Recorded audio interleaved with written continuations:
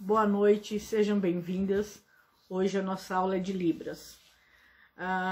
Essa semana a gente vai começar a ver um pouco do processo de inclusão escolar do aluno surdo, né? A gente sabe que a inclusão escolar, ela é uma realidade, né? Ela é uma determinação e ela já está acontecendo há algum tempo. Só que para a educação, para a inclusão do surdo propriamente dito, ele precisa de uma série de respaldos muito específicos. Por exemplo, ele precisa ter um intérprete, né, que vai fazer a intermediação entre ele e o professor. Ele precisa que o professor entenda que a língua oficial dele, né, é Libras, português é a sua segunda língua, e a hora que ele vai escrever, a gramática de Libras é um pouco diferente da língua portuguesa. Lembra que eu expliquei que eles não estipulam o sexo, né, o gênero, na verdade. Então, se é para falar eles ou elas, a hora que eles escrevem é EL@S, que o arroba significa que tanto faz ser ele ou ela, né? Eles ou elas, dele ou dela.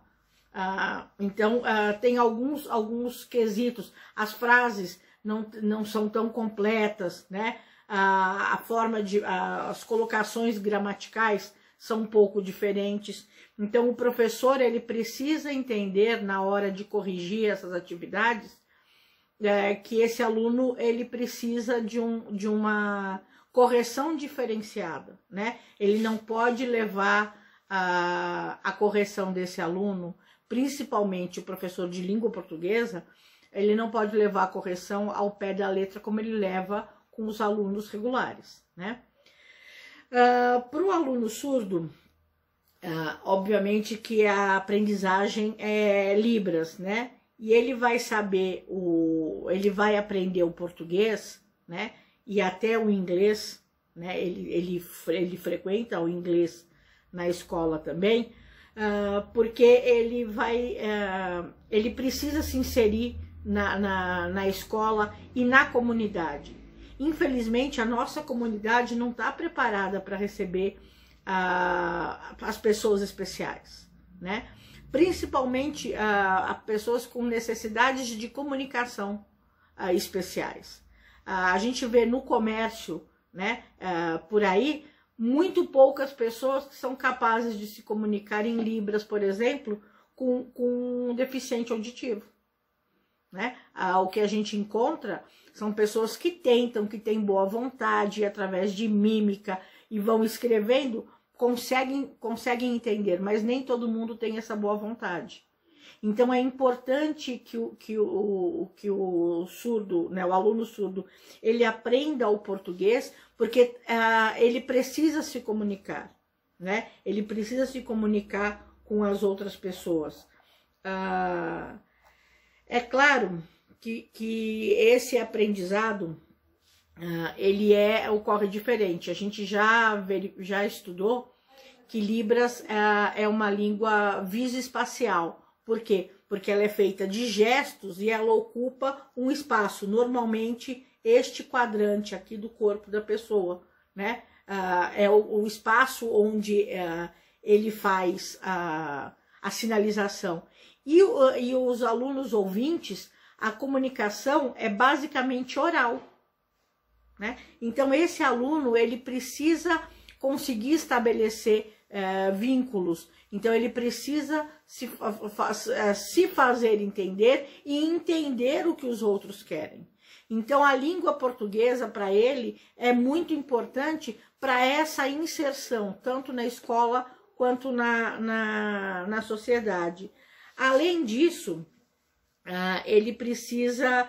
a gente precisa ter em mente que nem todo aluno surdo entra na escola já sabendo Libras, né? tem muitos alunos que os pais fazem gestos e se comunicam de maneira precária, que dentro de casa isso funciona, mas quando ele vai para a escola, isso dificulta muito o processo. E outra coisa que dificulta bastante, né, esse meio de campo da criança dentro da escola, é que a gente ainda não tem um espaço físico, a gente não tem recursos pedagógicos adequados. Óbvio que isso aqui em Minas, principalmente, caminhou já bastante. Então, a gente tem a sala de recurso, a gente tem os professores de apoio, né, que dão suporte para esses alunos com necessidades especiais. A gente tem o professor intérprete de Libras, que faz a intermediação entre o aluno e os demais alunos, e entre o aluno e o professor, né? A gente até já estudou um pouquinho sobre o intérprete, que é aquela pessoa que vai pegar, né? Ela é responsável por pegar o conteúdo que o professor da sala vai dar para todo mundo e traduzir numa linguagem que essa criança entenda, né? Então, no surdo, ela o professor está explicando e ela vai fazendo o gesto, a tradução simultânea para que ele entenda o que o professor está falando, né? É uma coisa mais delicada, porque o entendimento deles é um pouco diferente. Quem foi, por exemplo, alfabetizado em Libras, né? Por conta da gramática e por conta da estrutura como a fala é construída. E isso pode confundir um pouquinho na hora do aluno surdo escrever. Como vocês viram lá no filme, eu espero que vocês tenham assistido Mr. Holland e tenham gostado, é um filme que eu gosto muito. Vocês viram as dificuldades que o filho do professor enfrenta na casa dele mesmo, né? O pai ouvinte, a mãe ouvinte, mas o pai não consegue se inserir no mundo. Ele quer que o filho fale, ele quer um filho normal, né? Então, ele briga para que o menino fale, ele não consegue aprender a linguagem, ele reluta demais em aprender, né? E quando a mãe, que briga pelo menino e quer que ele tenha uma educação de qualidade para que ele consiga se desenvolver, o colégio é muito caro, né? A instituição para onde ele vai, o colégio que ele vai especializado é muito caro. E aí o pai reluta muito em fazer. E mesmo com o menino se desenvolvendo na escola, indo bem e crescendo, o pai não consegue se comunicar com o menino, porque ele não aprende os sinais, né? Então, isso aconteceu no filme, mas é um reflexo do que acontecia nas famílias. Atualmente, essa situação melhorou muito, mas a gente teve nas escolas, né, inclusive antes do acesso das crianças na inclusão nas escolas, quando os alunos iam para escolas especiais, as famílias relutavam muito em se comunicar com Libras, porque também não era uma coisa tão difundida, né? As instituições são caras, nem sempre tem acesso em todos os lugares, e ainda a gente tem a regionalidade, né? Que é a mesma coisa que acontece com a língua portuguesa e com a língua em todos os países. Cada local, cada região de um país, ele tem as suas regionalidades, as suas peculiaridades no falar. E na língua são os gestos, né? Cada local tem um gestual específico, né? Os gestos não são os mesmos em todos. E isso também dificulta um pouco a disseminação, a comunicação entre eles, né? E entre os outros. Porque você aprende um sinal, vamos supor, em São Paulo. Você aprende um sinal. Aqui em Minas, o sinal é completamente diferente, né? Ou tem muitas variações, como tem na linguagem. E que eu já comentei para vocês, os apertos que eu passei de diferenças de linguagem de São Paulo aqui para Minas. Com os sinais acontece a mesma coisa. E a gente tem ainda né, o agravante, é manter esse aluno dentro da sala de aula, dentro da escola, com qualidade. Não é manter por manter, né? Não é falar que ele frequenta a escola, ah, não, ele é surdo mesmo, ele vai passando de ano. Não, o desafio é fazer essa educação com qualidade. Ele merece e ele tem direito a uma educação de qualidade, né? Então, o nosso desafio é isso. E como a gente vence esse desafio, né? A gente já começa do princípio que quando a inclusão começou, as escolas e os professores não foram preparados para receber esses alunos, né? Nós não recebemos, como professores, nenhum treinamento específico, a não ser que a gente vá procurar de forma particular, a gente não recebeu nenhum treinamento específico para saber como lidar com essas situações, né? As escolas, não no caso do surdo, mas no caso do cego, por exemplo, as escolas tinham que ter marcação no chão para ele poder caminhar com segurança, né? Um deficiente físico, quantas escolas têm inúmeros degraus que o aluno não consegue se locomover pela escola, né? Então, tudo isso não foi pensado quando a inclusão foi iniciada. Algumas escolas conseguem, sim, se adaptar, fazer adaptações na rede física, né? Conseguiram colocar rampas, mas tem escolas que não conseguem. Então, esse processo é um processo que desgasta muito, porque o aluno ele passa a não poder frequentar um ambiente por falta de acessibilidade, né? Quantos lugares a gente não vê, lojas mesmo, que ele não consegue entrar, um cadeirante, por exemplo, porque não tem uma rampa para que ele consiga entrar. Se não tiver ajuda de pessoas para erguerem a cadeira de rodas, ele não entra. E o surdo é a mesma coisa. Pensa um aluno surdo numa loja qualquer, onde as pessoas não estão preparadas para atendê-lo, né? Como é que ele vai se comunicar? Se ele tiver dúvida a respeito de um determinado objeto que tem ali, como é que ele vai entender a informação se a pessoa não sabe que ela tem que olhar para ele, falar voltada para ele, né? Com calma, ela não precisa gritar, porque não adianta gritar porque ele não vai ouvir mesmo, né? Não adianta, como eu já comentei inúmeras vezes, ficar falando com a boca muito desenhada, porque isso só atrapalha, não ajuda, né? Então, é olhar para o aluno, é falar olhando para ele. Então, esse aluno, ele não pode sentar no fundo da sala, ele tem que sentar na frente, para que ele tenha contato visual com o professor. Os alunos têm que prestar atenção, né?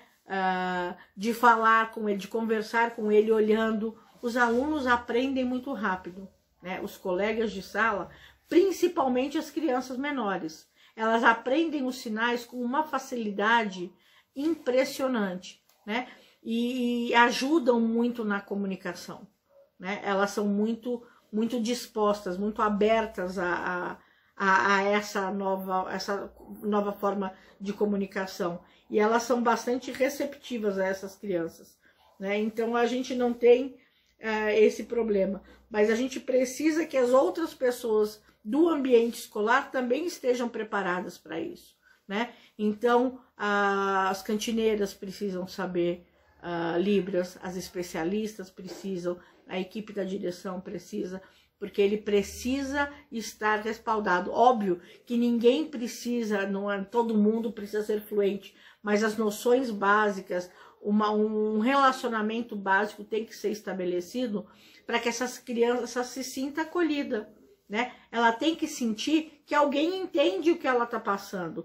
Se ela está com uma dor de barriga, se ela precisa de alguma coisa, se ela está só angustiada, né? Se na escola ninguém entende o que ela fala, como é que ela vai se fazer entender, né? Então a escola passa a ser, em vez de um lugar de inclusão, um lugar de exclusão, porque ela vai viver num mundo solitário, né? Porque já que ninguém entende o que ela fala, não adianta ela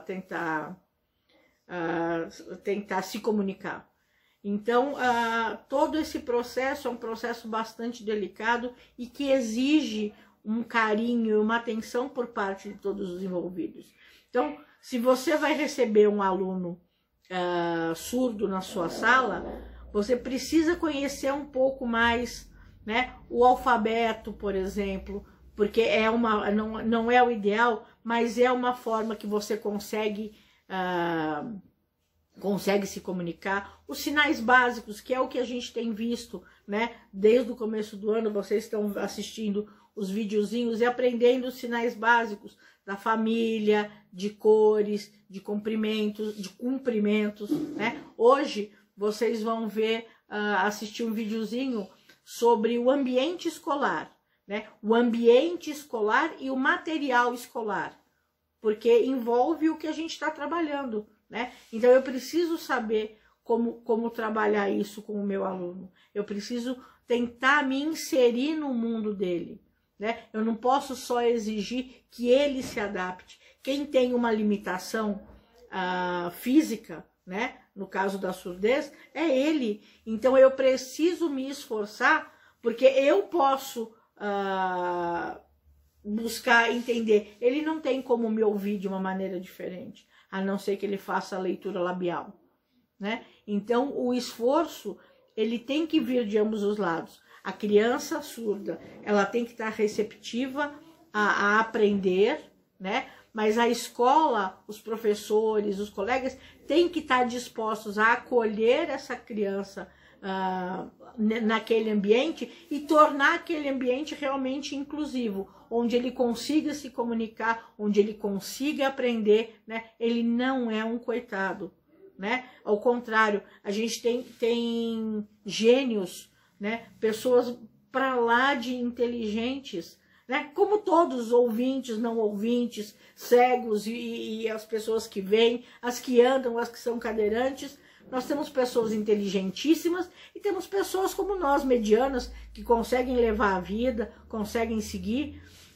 E é assim que a vida anda. Mas a gente precisa, né, como educador, fazer com que o ambiente da escola seja acolhedor, né, seja inclusivo e seja principalmente funcional. O aluno, ele não tem que estar lá só para cumprir carga horária, né? Ele está lá para aprender. E a nossa função como educador é ensinar.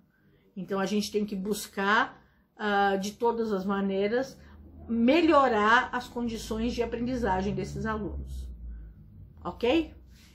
Então, bom descanso, bom restinho de semana e até segunda-feira.